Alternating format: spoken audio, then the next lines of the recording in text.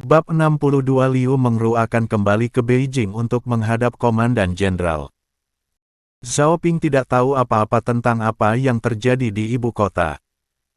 Dia membangun markas kecilnya sendiri. Tempat pembuatan bir, pabrik tekstil, dan agen pengawal semuanya dalam keadaan baik, dan masing-masing telah merekrut sejumlah tenaga kerja. Segera setelah pabrik dibangun, pekerjaan dimulai. Setelah panen padi dan gandum selesai, penduduk desa di kedua desa tersebut dipanggil untuk membantu Zhao Ping membangun rumah. Ada hampir 200 orang banyaknya. Mereka yang menggali tanah, mengangkut batu bata, dan mereka yang menyusun batu bata, benar-benar sangat sibuk. Dan Zhao Ping juga memenuhi janjinya, siapapun yang membantu akan diberikan makan siang 1 kali sehari. Dengan menu kaldu, nasi putih, dan sayur. Ditambah 3 koin tembaga. Tidak hanya laki-laki, perempuan pun ingin gabung kerja. Tapi Zhao Ping menolaknya, untuk pekerjaan fisik seperti ini, pria saja sudah cukup. Dan sudah ada hampir 200 orang, kalau lebih akan sedikit mubazir dan tidak bisa fokus saat bekerja. Itu membuat semua wanita iri. Tapi tidak ada yang bisa mereka lakukan selain lari ke pegunungan untuk menggali sayuran liar. Sambil menantikan penyelesaian cepat pabrik pembuatan bir dan tekstil, Zhao Ping memanfaatkan waktu luangnya untuk belajar gula dan sabun. Kedua hal ini relatif sederhana. Khususnya gula putih, Zhao Ping sebelumnya telah berhasil memproduksi gula putih dengan metode dekolorisasi lumpur kuning. Namun gula putih yang dihasilkan terlalu sedikit dan memiliki terlalu banyak pengotor. Setelah banyak perbaikan, 1 kilogram gula batu kini dapat diproses untuk menghasilkan lebih dari setengah kilogram gula pasir putih dan 2 ons gula merah. Menurut harga pasar saat ini, 1 kilogram gula merah berharga 200 yuan. Gula putih adalah produk langka. Setidaknya di Kabupaten Yunnan, Zhao Ping belum pernah melihat gula putih. Nilainya harus sangat tinggi. Mungkin lebih berharga dari anggur akasia. Zhao Ping tidak berani mengungkapkan teknologi ini kepada siapapun dan selalu mengutak-atiknya di rumah.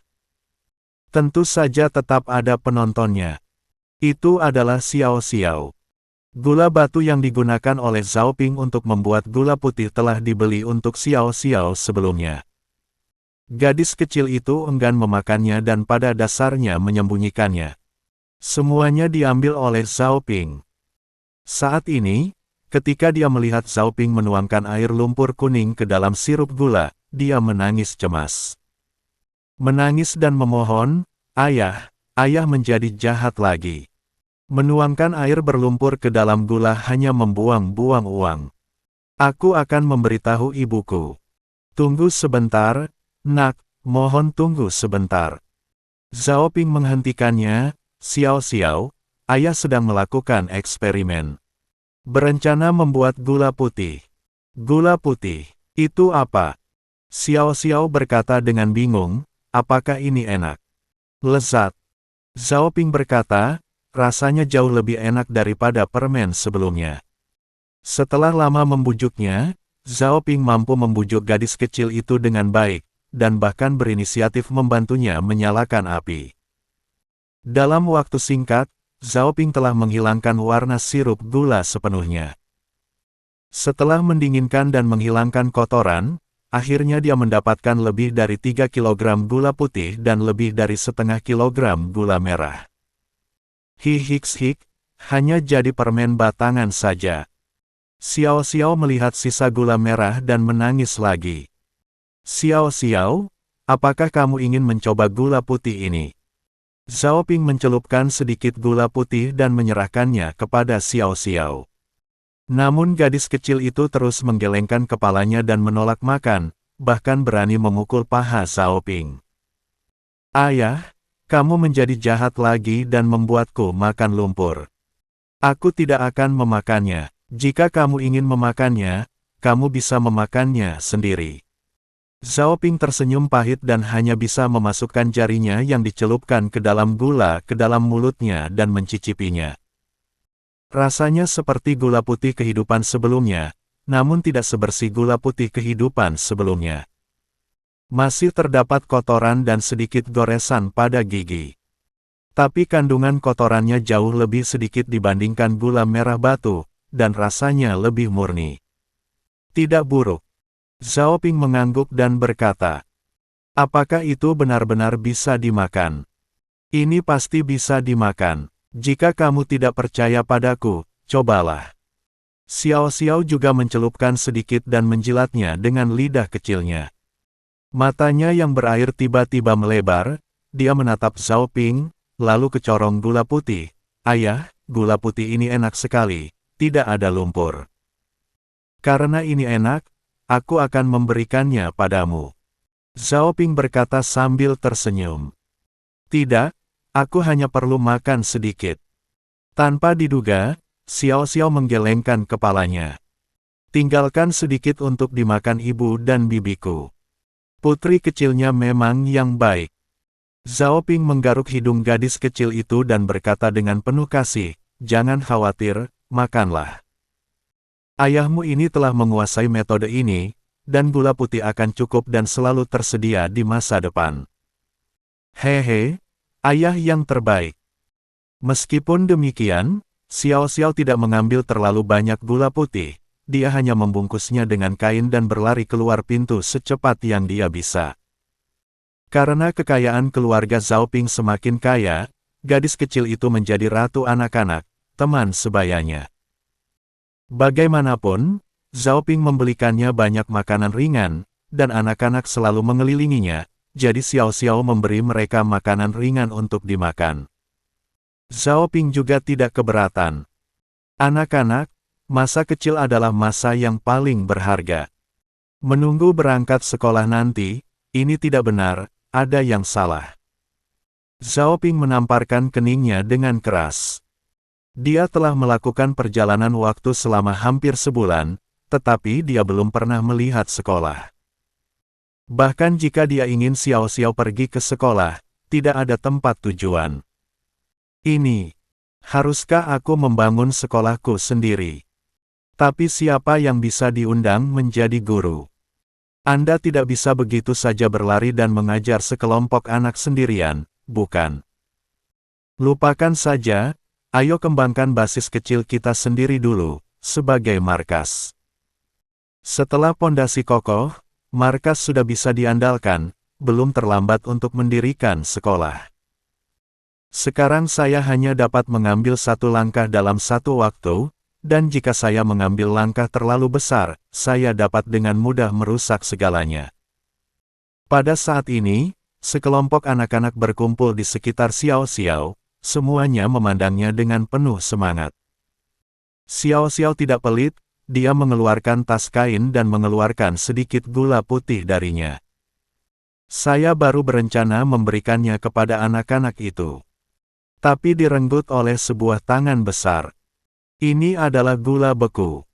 Suara dingin Liu Mengru terdengar, Xiao Xiao, dari mana kamu mendapatkan gula beku? Gula beku apa?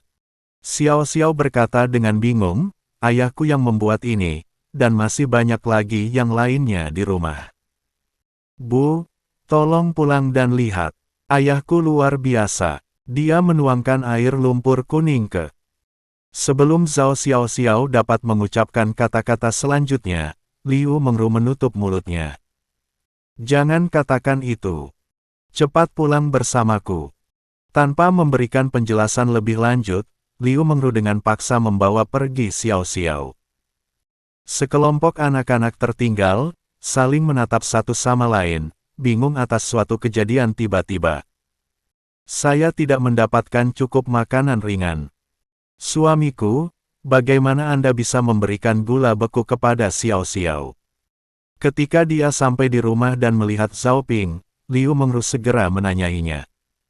Gula beku. Zhao Ping juga sedikit bingung, tapi dia segera menyadarinya dan berkata sambil tersenyum, apakah itu jenis gula putih yang kamu bicarakan? Jika anak menyukainya, biarkan dia memakannya. Makan. Wajah Liu Mengru menjadi gelap, tahukah kamu betapa berharganya gula beku? Itu adalah penghormatan dari kerajaan Nanzhao. 1 kilogram bernilai 10.000 emas. Kita sekarang sedang banyak menggunakan perak, dan Anda memberikannya ke Xiao Xiao sebagai makanan ringan. Bukankah itu membuang-buang uang? Berapa nilai 1 kilogram?